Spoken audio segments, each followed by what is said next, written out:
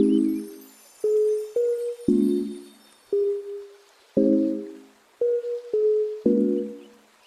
everyone, welcome back to my channel. It's me, Yeonni, and for this week's video, I finally wanted to sit down and talk about what the transition has been like from having been a social worker with a master's in social work, transitioning into a counseling psychology PhD program. If this is your first time on my channel, I'm currently in New York City in a PhD program, doing that, getting a PhD in counseling psych. But before that, I got my master's in social work from NYU, and I worked as a social worker for a handful of years. So it has been quite the transition. So I took some time to take some notes on what that experience has been like for me, and I will share that with you today. So hopefully it'll be an interesting video. Either you're interested in the same transition or you're not at all. You just need a video to watch while you're cleaning up your apartment for the day. With that said, let's get straight into it. So, what has the transition been like? I think the easiest way to put it is it has not been seamless, that is for sure, which I guess makes sense. It's a transition, it's a change. I was trying to figure out like a visual imagery of what the experience has been like for me. And it almost feels like trying to fit a triangle into a square. So if you imagine like a triangle and a square, quite literally, there's similarities. There's straight lines, there's angles, there's corners, but then if you try to make the two fit together, there's clear differences, right? It's not gonna fit seamlessly. You see what I did there? Even before I started the program, even from the interview phase, I remember getting a lot of questions of why psychology? You have this career as a social worker, you already have a graduate degree. Why do you want to be in a counseling psychology PhD program? Because in case you didn't know, there are also doctorate programs in social work. You can get a PhD in social work, you can get a DSW. So that is also a path that is available for social workers who want an even higher degree of education, but I personally chose counseling psychology PhD programs. I had already mentioned this in a few of my videos before, but personally for me, I had always wanted to be a psychologist with a social work background. I just have a lot of interest in interdisciplinary work, coming together to serve our clients in the most comprehensive way possible. Not saying just because you're a social worker, just because you're a psychologist, you cannot serve your clients in a comprehensive way. My personal vision for the kind of work I wanted to do as a psychologist, I felt like having this hands-on experience working a few years as a social worker, getting to work individually with clients in a clinical setting, and kind of getting like a look into the reality of, these community clinics and the types of people I want to work with. That was important to me. So thankfully it all worked out that I was able to get my master's in social work. I worked from, internship field placements also included. I worked about like 4 to 5 years as a social worker. I also got some clinical research experience, and then finally I'm in this counseling psych program. But all that to say, even before getting into the program, I really had to think a lot about why am I transitioning. And speaking of the not seamlessness happening even from the beginning, I got through the interview, right? I got into this program in New York, and then I'm about to sign up for classes. And specifically when it comes to this program, there are 2 different tracks for the counseling psychology PhD program. So there is the accelerated track for students who had already had a master's in clinical work. That was the specific phrasing that they used. And then the basic track are for students who do not have a master's in a clinical track. So the way that I interpreted from what I had researched and understood was that clinical track obviously also included social work, because in agencies I had worked with other students in masters in mental health counseling, and I was a social worker with a social work degree, but we had the same clientele, had the same contracts, did the same type of work. Just our theoretical backgrounds were a bit different in the way we were trained, right? However, once I got into this program and then I started sending all my NYU classes to the director to try to get those credits transferred, I learned that it was not possible for me to be on the accelerated track because a lot of my basic training in my master's program was through the Department of Social Work, right? Not through the Department of Counseling Psychology, which houses the Masters in Mental Health Counseling. So technically, only the students who had a master's in mental health counseling were able to get on this accelerated track, which is the 4-year PhD program. I wish, in hindsight, I asked maybe a few more questions about the accelerated track. But yeah, I wish I guess that's advice for anyone who's interested in applying to PhD programs. Be very clear about the questions you ask, and also ask for clarification if the answers are kind of hazy. So like in the long run, it doesn't really matter to me, but I think that was hard in the moment. You know, you're like, okay, I went through this entire process of getting into this program. Now I can sign up for classes. But because I didn't know which track I was and I was in this limbo phase, so that kind of delayed registration for me for the first semester of the program. So obviously that stressed me out. I was like, oh my gosh, I need to make sure I can register for my classes and blah, blah, blah. So that was a little bit difficult, that's for sure. And you know, even going into more in detail about that actually before I move on. So in hindsight, it makes sense, and I'm glad that I'm on the basic track right now because I had to take a lot of like the basic foundations classes housed under the Department of Counseling Psychology. And initially that hit a lot of my imposter syndrome because it was a lot of like, you know, how to do therapy 101.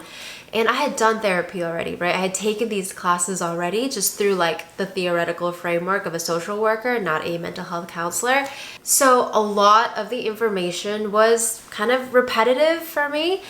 So I was stuck between feeling a lot of imposter syndrome, like, oh right, counseling 101, therapy 101. When this happens, these are the typical ways of handling things. And I kept going back into therapy sessions I've had before, being like, did I handle those situations the correct way? Did I use these specific interventions? Because I think I used a different one. But then there was also a part of me that was like, so much of doing this work and being in therapy and working with clients, you need to have a lot of humility, right? So I felt it felt like it was a good thing to kind of brush up on my skills, and there's always so much to learn. So it was this delicate balancing game of yeonni, stay humble, you have so much to learn and this is a great opportunity, but also don't cut yourself, like don't sell yourself short, right? You were a great therapist, you did do great work. And just because you are kind of in the basics again doesn't mean that you did anything wrong. I think my mind at times kind of went there where I'm like, why am I stuck in these 101 classes again? I really wanted to grow more, you know, be more accelerated classes. And I was just really like eager and gung-ho to jump into it. But in hindsight, after my first year, those foundational basic classes were really important to me. And social work framework and theory and counseling psychology framework and theory, while there is a lot of overlap, they're not the same exact thing. I learned this first year that social work tends to, from my experience having taken basic social work classes, social work training focuses a lot on like those practical systemic implications of like counseling and therapy, like the micro, meso, macro systems involved in working with clients and like those practical clinical implications. While counseling psychology focused a lot on clinical skills, like skill building. So for example, when you're doing therapy with someone, if you were in a social work how to do therapy 101 class, it'd be like a lot of focus on cultural humility, cultural competence, and understanding the client in front of you, you know, within the context of all these systems that they live in, right? And that kind of designs your interventions. While counseling psychology, in that same context, a lot of focus was really on like the skills that were coming out of my mouth. Like the client is appearing to show resistance to being open to therapy. What kind of interventions could I use? And, you know, using body language, using like not using like double-barreled interventions, and really naming a lot of those clinical interventions. So ultimately, because I have my social work background and because I've took these basic classes this past year, I feel very like well equipped in both those worlds, which is what I wanted through this experience. So it was really a great learning experience, that's for sure. So, you know, sorry, I have my notes right here if you see me looking. But so all of that to say, it wasn't the easiest, right? It was not seamless, but it was definitely possible. And if anything, it was rewarding. It was great. I feel like I was able to gain so much because I was able to add on to skills and training that I already had. And you know, that's exciting. Something I forgot to mention was our director of clinical trainings. He mentioned to me last summer, so maybe even around this time last year when I was just like getting in and getting excited to sign up for my first classes, he mentioned that I was the very first social worker who had applied, interviewed, and gotten into this specific counseling psychology PhD program.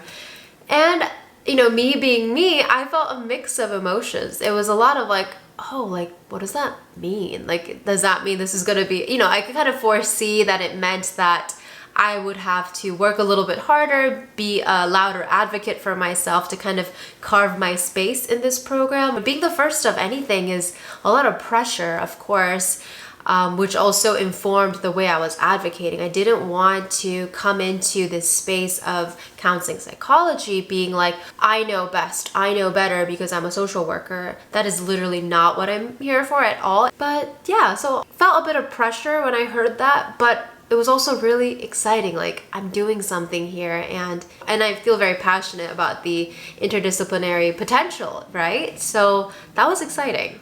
Ultimately, as you can tell from like the way I speak, I'm very passionate about this. And to wrap it back up to how this video started, it has not been seamless, that is for sure, whether it is, you know, interview questions of trying to even get into the program, or even like signing up for classes, like where do I belong, right? Being told you're the first of being something is kind of intimidating, kind of makes me feel a lot of pressure because I feel like I'm representing perhaps a new wave of social workers who might want to, you know, join in this route and, you know, do more of that interdisciplinary work, which I'm passionate about.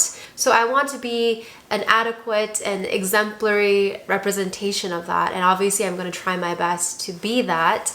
I feel like I'm in a position where I am encouraged to bring perhaps a newer, like a different perspective. And it definitely fights the imposter syndrome that is inevitable being a PhD student. It reminds me that I have done a lot of good work to be here and that I am worthy to be here, right? I think that is so important for anyone in any phase of their lives, but in a consistently evaluative, competitive environment like a PhD program, any reminder that I am capable, I am worthy, I think is very important. So even in this transition, I have a feeling I'll learn so much more about it as I progress into the program even more, and maybe I'll make an updated video on this specific topic in the future. We are in a helper role, and I think everything brings me back to that. I want to help people the best way I can with this insane privilege of being able to have gone to NYU to get my master's, to have been able to work with some of the most incredible clients I've ever worked with. I still think about my first batch of clients at my first job and feeling how scared I was. Like, who am I to be sitting across these people and hear like their intimate stories about life, and will I be able to hold space and help them to feel safe in that moment, you know? And having come this far, I know that I was able to do it. I know I will be able to continue to do it. And yeah, I think that's it for now, right? We'll see. Like I said, we'll see if there are any more updates on this transition. But I always want to reiterate how proud I am to have had my master's in social work, to be a psychologist in training with a social work background. I don't know, I feel really proud to represent that in this space. With all that said, thank you so much for watching this video. If you did enjoy it, please make sure to give it a thumbs up. That helps me a lot. And if you have not subscribed yet, please make sure to subscribe to my channel. I hope you are taking care of yourselves emotionally, physically, mentally, in all of those very, very important ways. And I will see you in the very next video. Bye!